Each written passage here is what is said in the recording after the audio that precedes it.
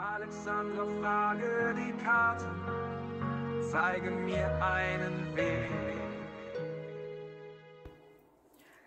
Hallo zusammen, ihr Lieben. Ich würde heute gern mal wieder einen Lebensbaum legen. Mal schauen, was der so mitbringt für das Kollektiv.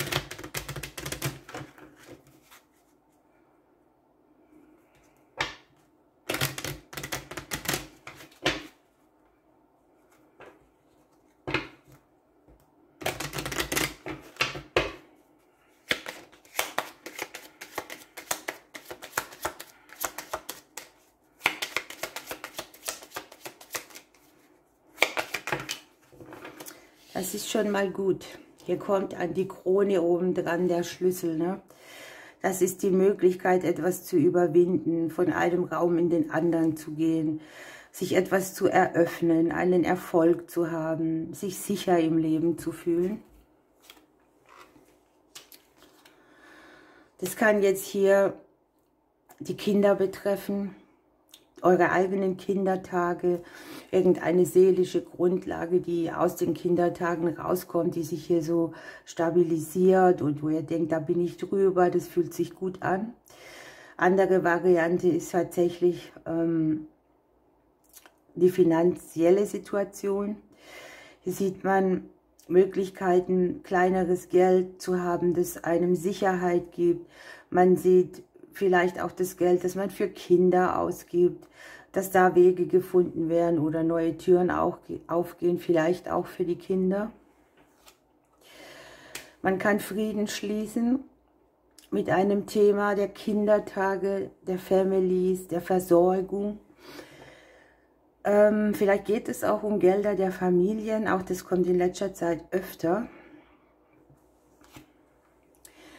Man findet zurück in die Harmonie, ja.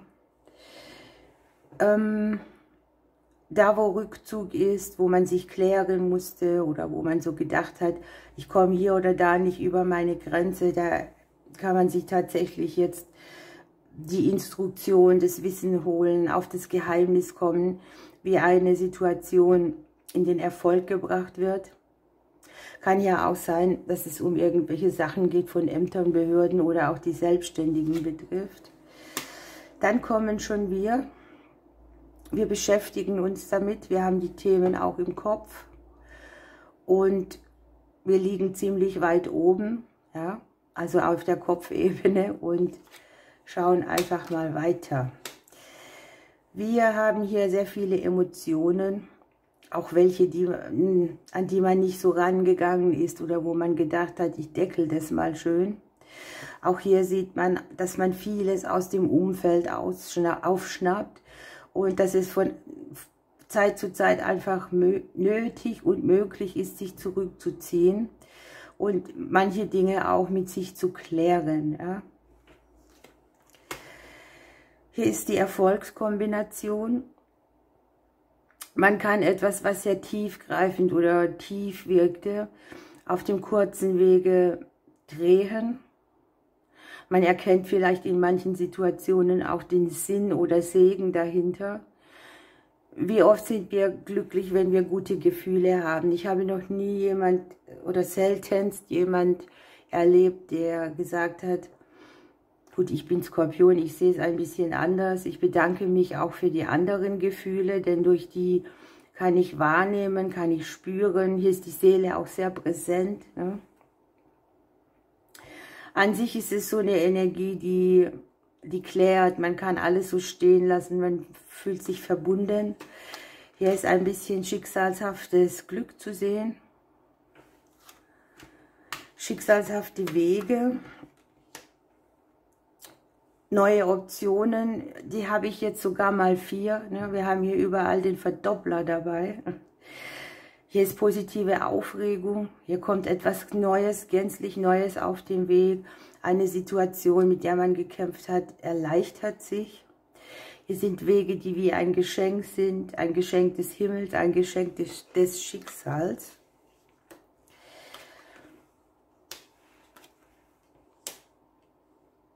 Man zweifelt nicht mehr so viel.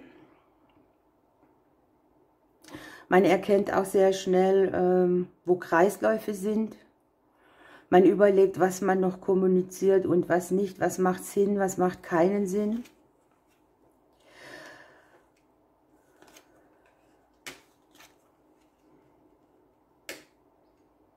Und hier ist auch irgendwie die Kurskorrektur, die dann kommt, wenn man spürt, dass man irgendwas bearbeitet hat oder bewerkstelligt oder wo man irgendwie die Wunden der Vergangenheit lassen konnte.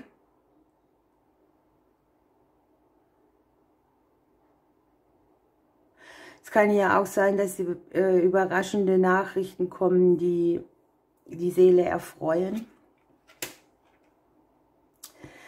die einen Kreislauf beenden, der sehr stagniert und mit Hindernissen vorangegangen war und da, wo man auch das Fundament nicht so gut gespürt hat.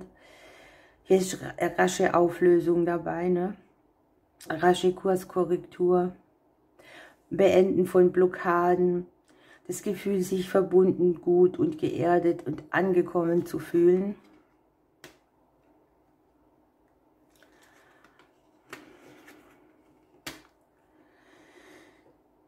Der ein oder andere hat hier Personen mit dabei, das kann jetzt hier sein, weil wir hatten ja oben ein Kinderthema, wir kommen jetzt immer mehr zur Wurzel, dass man ein Thema, das man mit Eltern hat oder mit der Genetik oder mit den Ahnen in die Stabilität bringt oder ruhen lassen kann. Es kann ja auch für ein oder andere Wunscherfüllung durch Eltern sein oder für Eltern. Kann hier auch ein Angebot sein, zum Beispiel im beruflichen Bereich von einem Ehepaar oder von zwei Leuten, die irgendwie gute Möglichkeiten mitbringen. Hier ist noch die Sonne dabei. Die Angebundenheit zum Geistführer oder zum Krafttier ist hier sehr hoch oder präsent. Und die spirituelle Entwicklung ist hier auch enorm. Wir haben uns hier was erarbeitet, wir sind offen, wir haben diesen Zustand, wo du alles akzeptierst, weil du weißt, bestimmte Dinge kannst du nicht ändern.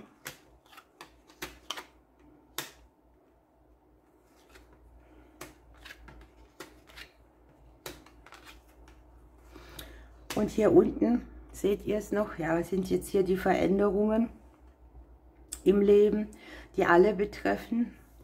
Vielleicht auch die Kinder, die Freunde, die Gegenüber. Hier sieht man, dass die Maus die Unklarheiten wegnagt. Also es wird immer klarer und es ist auch so eine Veränderung.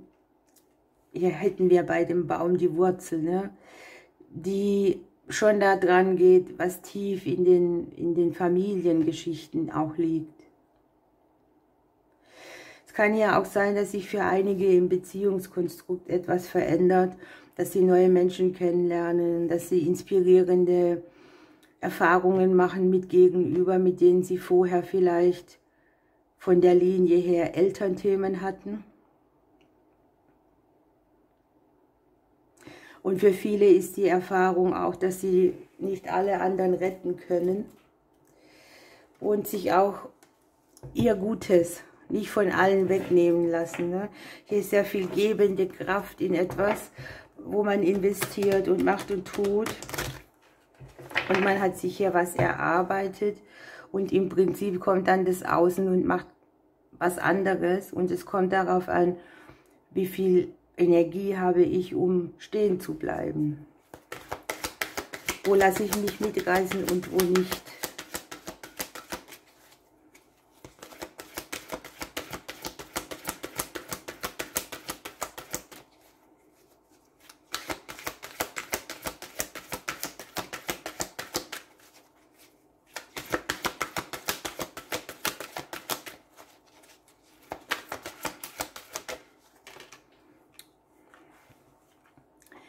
Hier ist die Möwe, die gibt uns Orientierung, hier gehen uns ja neue Türen auf, ein seelisches Gerüst wird regeneriert, neu aufgebaut. Und hier kommt der weiße Engel der Lüfte. Er ruft zum Aufbruch und zu neuen Abenteuern und hier ist sehr viel Präsenz, Gegenwärtigkeit, Führung. Die Möwe ist im Prinzip ein Bote der Liebe und der Berührungen. Also dieses, was man so "Ich bin berührt" nennt. Die auch sagt, alles, was wir brauchen, liegt auf unserem Weg. Die Quelle nährt uns. Suche nicht, sondern finde. Und erkenne die Kraft des Augenblicks.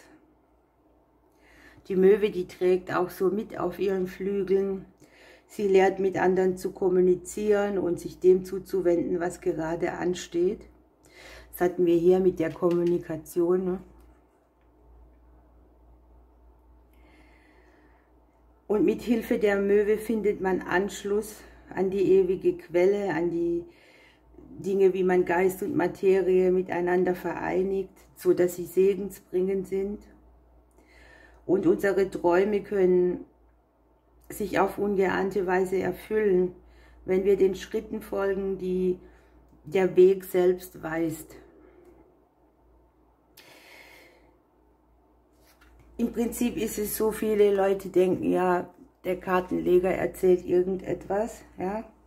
Aber es gibt so viele Hinweise in den Kartenlegungen und das wird so oft überhört, die wirklich gewinnbringend sein können, auch für die persönliche Entwicklung.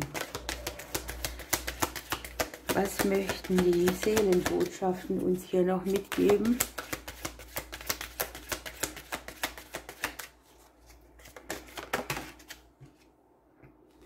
Wellness, tu dir was Gutes. Nimm dir Zeit für Körper, Geist und Seele. Lasse dich mal verwöhnen, anstatt immer nur zu machen und zu tun.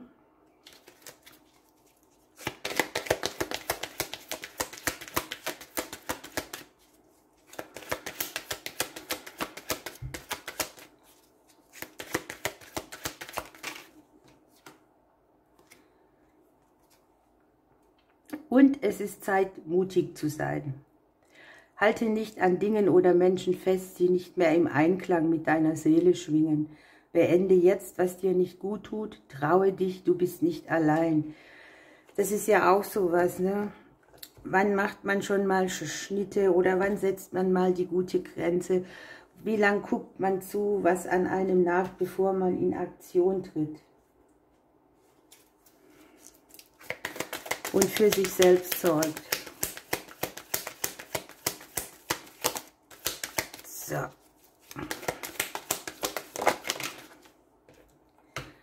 Was sagen die wunderbaren Vögelchen noch? Der Wiedehopf. Ich bin ein Botschafter guter Nachrichten. Ich helfe dir, Antworten auf deine Fragen zu finden. Ich bringe dir auch Intuition, Inspiration, Kunst und Kreativität.